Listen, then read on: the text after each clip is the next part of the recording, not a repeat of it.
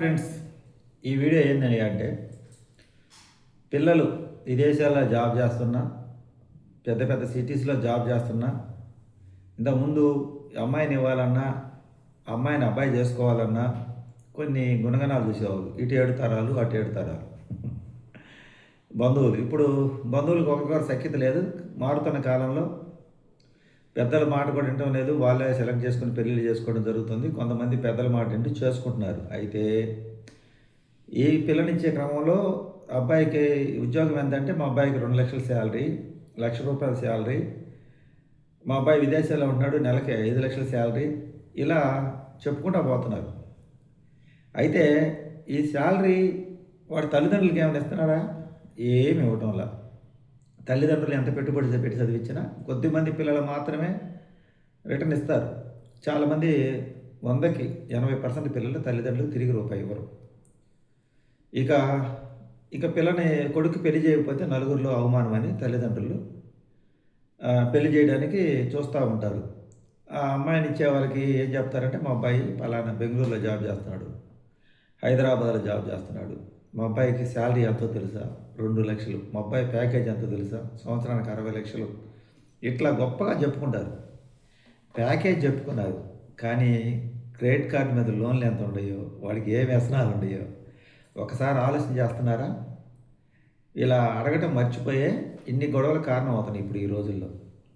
Pan card తీసుకొని net సెంటర్కి వెళ్తే అబ్బాయిని పక్కన కూర్చోబెట్టుకొని అతనికి ఎక్కడెక్కడ క్రెడిట్ కార్డు మీద లోన్లు ఉండేవి, ఓటీపీ వస్తే చెప్పండి, కొడితే వస్తుంటుంది ఏ బ్యాంకులో ఉందంతా. ఒక్కొక్కరు ఈ మధ్య నాకు తెలిసింది, ఒక్కొక్కరు 10 క్రెడిట్ కార్డులు మెయింటైన్ చేస్తున్నారంట. కరెక్ట్గా టైంకి కడుతున్నాం అంటున్నారు. వాళ్ళు ఓకే, కానీ మీరు వాడే కారు, మీ ఉద్యోగం తగ్గట్టు వాడే బైకు, పెట్టుకునే చేతికి పెట్టుకునే వాచి, వాడే ఫోను, ఈ విలాసం అంతా కూడా ఎక్కడి నుంచి వస్తున్నాయి అంటే అప్పులు చేసి చేస్తున్నారు. అప్పు అంటే తీర్చుకోవచ్చులే, నాకు 2 లక్షల శాలరీ వస్తుంది కదా, తీర్చుకోవచ్చు అనే లెక్కలో చేస్తున్నారు. తప్పేం కాదు అక్కడికి. కానీ వీళ్ళకి అలవాటు, విలాసాలకు అలవాటు అయిపోయిన తర్వాత ఈ అప్పు పుడుతుంది కాబట్టి మన జేబులో పెట్టి డబ్బులు కొనే పని అయితే ఒక బైక్ కొనాలని ఆలోచన చేస్తాం, ఒక కారు కొనాలని ఆలోచన చేస్తాం, ఒక ఇల్లు కొనాలని ఆలోచన చేస్తాం, చాలా లెక్కలు వేస్తాం. పూర్వం రోజుల్లో మన అప్పు మన గ్రామ పరిధిలో ఉండేది. వడ్డీ వ్యాపారస్తుల దగ్గరికి అడిగితే, లేదా చుట్టుపక్కల ఉన్న అడిగితే ఇది ఎక్కడ అప్పు ఉందో మొత్తం తెలిసిపోయింది. ఎందుకంటే అప్పు ఇచ్చినప్పుడు అందరూ చెప్తాడు. ఎందుకంటే పలానాడికి నేను ఇల్లు కట్టుకోవడానికి డబ్బులు అప్పించాను, పొలం కొనుక్కోవడానికి అప్పించాను, కొడుకు చదువుకు అప్పించాను చెప్తాడు. ఎందుకు చెప్తాడు అంటే వడ్డీ వ్యాపారస్తుడు ఇంకా 10 మందికి తెలియాలి, ఇంకా వేరే వాళ్ళు ఇవ్వద్దు, నేను ఆల్రెడీ ఇచ్చున్నా నేను లెక్కలో తెలియపరుస్తాడు వాళ్ళకున్న ఆస్తిపాస్తులు తగ్గట్టుగా. ఇప్పుడు ఏమైందంటే ఈ బ్యాంకుల వాళ్ళు ఈ బ్యాంక్ ఎవడు ఇచ్చేది, ఆ బ్యాంక్ ఎవడు తెలిసితే ఈ బ్యాంక్ ఎవడు క్రెడిట్ కార్డు ఇస్తున్నాడు, ఇంకో బ్యాంక్ వాడు ఇస్తున్నాడు, ఇంకో బ్యాంకు, ఎన్ని బ్యాంకులు అంటే అన్ని బ్యాంకులు వీళ్ళు ఉద్యోగాన్ని తగ్గట్టు ఇస్తున్నారు. వీళ్ళు అన్నింటినీ వాడేసుకుంటున్నారు. ఈ వాడకం ఎలా ఉంటుందంటే విపరీతంగా వాడుకుంటుంది. ఫస్ట్ ఈ 2 సంవత్సరాలు ఈ రొటేషన్ చేసాక సరిపోయింది. ఆ తర్వాత 2 సంవత్సరాలు పైన వడ్డీలు కడితే మేనేజ్ చేసుకుని ఇటు కడితే చేస్తారు. ఒక 4-5 సంవత్సరాలు దాటంగా ఏమైందంటే ఈ అప్పు మోత మోగింది. ఇప్పుడు ఈ లోపల అబ్బాయి ఎవరినైనా ప్రేమించి పెళ్లి చేసుకోవాలనుకుంటారు, అబ్బాయి కావచ్చు అమ్మాయి కావచ్చు, ఇద్దరు చదువుకొని ఉద్యోగాలు చేసే వాళ్ళ పరిస్థితి ఎక్కువ ఇలాగే ఉంటుంది. అమ్మాయి అని నేను చెప్పను, అబ్బాయి అని చెప్పను, యువత విలాసాలకు అలవాటు పడ్డారు. ఇప్పుడు ఏమవుతుంది, ఇలా ఊపిరి ఆడినప్పుడు పెద్దవాళ్ళు చెప్పినట్టు పెళ్లి చేసుకుంటూ ఉంటారు. ఎందుకంటే అమ్మాయి తరఫు నుంచి కట్నం కోసం చేసుకుంటూ ఉంటారు. అమ్మాయిని ఇష్టపడటం కానీ, అమ్మాయిని పూర్వం రోజుల మాదిరి నడువమ్మ నడక ఎలా ఉంది, మాట్లాడా ఉంది, ఇట్లా చాలా చాలా టెస్టులు పెట్టేవాళ్ళు పెద్దవాళ్ళు. ఇప్పుడు ఏం లేదు, డబ్బు కట్నంగానే వస్తుంటే అమ్మాయికి బంగారం కట్నంగానే ఇస్తే చేసుకుంటున్నారు.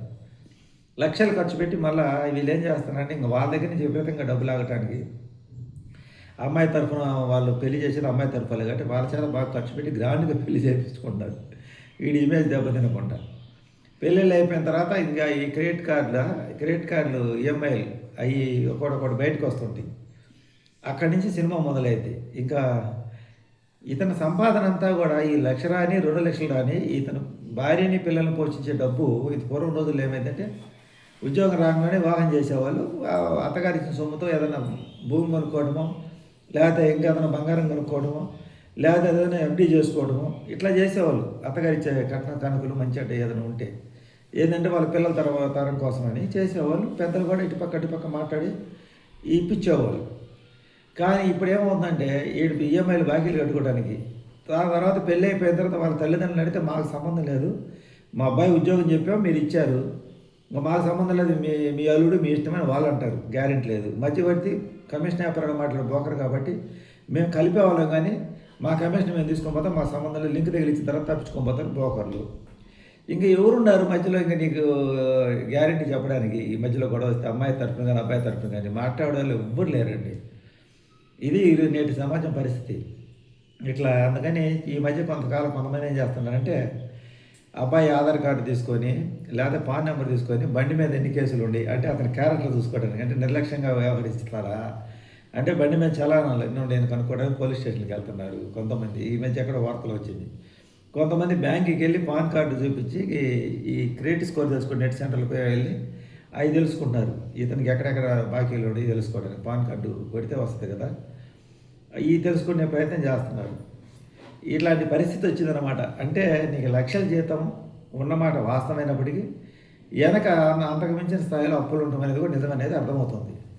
ఇప్పుడు బుద్ధిమంతుడు అయ్యేవాడేమో బయటపడకుండా కట్టుకుంటున్నాడు, ఈ బుద్ధిమంతుడు దాన్ని నిర్లక్ష్యం చేసేవాడు బయటపడి ఇంటికి వచ్చి వాళ్ళు అడిగేదాకా తెలియట్లా. వీళ్ళకి వచ్చే జీతాలు తల్లిదండ్రులకు ఇస్తున్నారంటే తల్లిదండ్రులకు ఇవ్వటం లేదు. విలాసాలు విలాసాలు విలాసాలు. ఏంటయ్యా ఈ విలాసాలు అంటే 3 నెలలకు ఒక ఫోన్ మార్చటము, కొత్త బైకులు కొనటము, ఎక్కడికన్నా రెస్టారెంట్లు పెద్ద పెద్ద రెస్టారెంట్లు పోతే ఈ కార్డులు ఉపయోగించటము, ఇక ఎక్కడికైనా టూర్లు వేయటము, ఈ మంచి మంచి లగ్జరీ ఒక రెసిడెన్స్ లాడ్జీలు తీసుకోవటం, అది ఏమంటారండి స్టార్ హోటల్స్లో రూమ్ బుక్ చేసుకోవటం, ఎంజాయ్ రిలాక్స్ కోసం. వీటికి ఉపయోగించుకొని ఈ అప్పులు పెరిగిన తర్వాత పెళ్ళిళ్ళు చేసుకొని అమ్మాయి ద్వారా వచ్చే డబ్బుతో మేనేజ్ చేసుకోవాలంటే అక్కడ వాళ్ళు ఊరుకుంటారా? అమ్మాయి తరపు వాళ్ళు ఎప్పుడైతే ఈ అమ్మాయికి పెట్టిన కట్న కానుకలు కాక బంగారం ఈ దేశపు ఎప్పుడైతే బ్యాంకుల్లో బొంకులు పెడతారో గొడవ మొదలైంది. అక్కడి నుంచి మళ్ళీ పెళ్ళి మ్యారేజ్ విరక్తి అని చెప్పి ఈ టార్చర్ తట్టుకోలేకుండా భార్య టార్చరు, లేకపోతే భర్త టార్చర్ తట్టుకోలేకుండా భార్య, ఇలా ఒకరికొకరు గొడవలు పెట్టుకుని వెళ్ళిపోతున్నారు. అందుకే మొహమాటం లేకుండా ఎన్ని బ్యాంకుల క్రెడిట్ కార్డు ఉన్నాయి, ఎంత అప్పు చేసావని అడిగితే వాళ్ళు చెప్పరు. కాబట్టి అబ్బాయిని పక్కన కూర్చోబెట్టుకొని అబ్బాయి ఫోన్కి ఓటీపీలు వస్తున్నాయి. నేను పోయి కనుక్కుంటే చెప్పారు, నెట్ సెంటర్కి వెళ్తే ఆ క్రెడిట్ పాన్ కార్డ్ నెంబర్ కొడితే వాళ్ళ ఫోన్ నెంబర్ ఏ లింక్ అయ్యిందో ఆ నెంబర్కి మెసేజ్ ఓటీపీలు వెళ్తాయి. అవి చెప్తా ఉంటే ఏ బ్యాంకులు ఎంత ఉందని చెక్ చేసుకోవచ్చు అని. ఇది నాకు ఈ మధ్య కాలం దాకా కూడా తెలియదు. నేను ఒక వీడియోలో మోటివేటర్గా చెప్తున్నా. ఇది ఈరోజు యువత, ఈ కాలంలో యువత ఎక్కువ, కొంతమంది ఏమో ఆ డబ్బు మంచి పనికి ఉపయోగిస్తారు. కొంతమంది ఇల్లు కట్టుకోవడానికో, లేకపోతే ఏదైనా కొన్ని వస్తువులు కొనుక్కోవడానికో, లేకపోతే ఏదైనా షేర్స్ మీద వాటి మీద ఇంటి మీద పెట్టుబడి పెట్టుకోవడానికి కొంతమంది ఉపయోగించుకొని ఈఎంఐలు కట్టుకుంటుంటారు. కొంతమంది ఏమో వాటిని విలాసవంతమైన జీవితానికి ఉపయోగించుకుంటారు. టోటల్గా ఎంత పెట్టి చదివించినా ఏం చదివించినా తల్లిదండ్రులకి రిటర్న్ వచ్చేది ఉండదు. వాళ్ళ భవిష్యత్తు బాగుంటుందని చేస్తే ఈ రోజు ఈ కాలం యువత ఏం చేస్తానంటే ఒక 100కి ఒక 10-20% మాత్రమే మంచి భవిష్యత్తుని ఎంచుకుంటున్నారు. వాళ్ళు పెద్ద స్థాయికి వెళ్ళిపోతున్నారు. చాలామంది ఇక్కడ ఆగిపోతున్నారు. ఈ విలాసాలు కాదు, ఉద్యోగం రాగానే అంక రిలాక్స్ అయిపోయాం, మనకి 50,000 1,00,000 జీతం వస్తుంది. మన చిన్నప్పుడు మా నాన్న 100 రూపాయలు పెడితే కొట్టేవాడు, సినిమాకు పోవాలంటే అరిసేవాడు, ఫోన్ తీసేయమంటే మందలించేవాడు, డొక్కు మంది ఇచ్చేవాడు, బండి తీసేయమంటే డొక్కు సైకిల్ దొక్కమనేవాడు, లేకపోతే డొక్కు బండి తీసేవాడు. ఇట్లా ఎన్ని కోరికలన్నీ ఈ మధ్యతరగతి పిల్లకాయలకి ఎప్పుడైతే ఉద్యోగ రంగంలో ఎన్ని రాగాలని ఈ క్రెడిట్ కార్డ్స్ అనే బ్యాంకులు ఇవ్వటం వల్ల వాళ్ళ ఉద్యోగాన్ని బట్టి ఈ బ్యాంక్ ఇచ్చింది ఆ బ్యాంకుకి తెలుసుకొని ఒకరికొకరు తెలుసుకొని మీకు ఆల్రెడీ ఆ బ్యాంక్ ఇచ్చింది కాబట్టి మేము ఇవ్వమని అనుకున్నా వీళ్ళు ఆ ఉద్యోగాన్ని బట్టి దాన్ని దగ్గర ఇస్తున్నారు అన్ని బ్యాంకుల్లో. ఈ కరెక్ట్ టైంలో వాళ్ళు తిరిగి చెల్లించలేనప్పుడు పెనాల్టీలు విపరీతంగా పడుతున్నాయి. అవి పడ్డప్పుడు వాళ్ళకి రొటేషన్ ఇటు నుంచి అటు నుంచి రొటేషన్ చేయడం, తర్వాత మానసిక ఒత్తిడికి గురవటం, దాని నుంచి బయటపడటానికి వివాహాలు చేసుకోవడం, ఆ తర్వాత ఇష్టమై వివాహం చేసుకుంటే కాపురం చేస్తారు. అవతల ముందు సమస్య నుంచి గట్టెక్కడానికి వివాహాలు చేసుకొని కొత్త సమస్యలు కొని తెచ్చుకోవడం, ఇలాంటి గొడవలు ఎక్కువైపోవడం, విడాకులు కావడం, ఇప్పుడు సమాజంలో జరిగే అనర్థాలన్నిటికీ ఇలా ఎక్కడ పడితే అక్కడ అప్పు పుట్టడం వల్లే ఇదేం జరుగుతుందని నా అభిప్రాయం. నేను చెప్పింది రైట్ అంటే కామెంట్ చేయండి, రాంగ్ అయితే రాంగ్ అని చెప్పండి. తల్లిదండ్రులకు మటుకు రిటర్న్స్ అయితే వచ్చేది ఏముండదండి, ఎంత ఖర్చు పెట్టి చదివించినా. తల్లిదండ్రులు మటుకు ఆ కష్టం అట్టే పడతానున్నారు. యువత మటుకు విలాసాలకు అలవాటు పడి ఈ క్రెడిట్ కార్డుల వల్ల జీవితాలు పాడు చేసుకుంటున్నారు. మానసిక ఒత్తిడి పెంచుకొని విలాసాలకు అలవాటు పడి అంతా మన జేబులోంచి తీసి ఖర్చు పెట్టే డబ్బు అయితే మటుకు ఆలోచన చేసి ఖర్చు పెడతారు ఎవరైనా. ఇది ఫోన్లో టక్ కార్డు ఎట్టు పెట్టి గీకేది కాబట్టి తెలియకుండానే ఈ మైకంలో మత్తులోకి వెళ్ళిపోతున్నారు. ఇది కూడా ఒక వ్యసనమే. ఇది కూడా ఒక ఏమంటారు మన అంటున్నారు కదా, జూదంతో సమానం ఇది కూడా, ఈ అప్పులు చేయడం కూడా. ఇదండి ఈరోజు వీడియో. నచ్చితే లైక్ చేయండి, సపోర్ట్ చేయండి. Thank you, by by.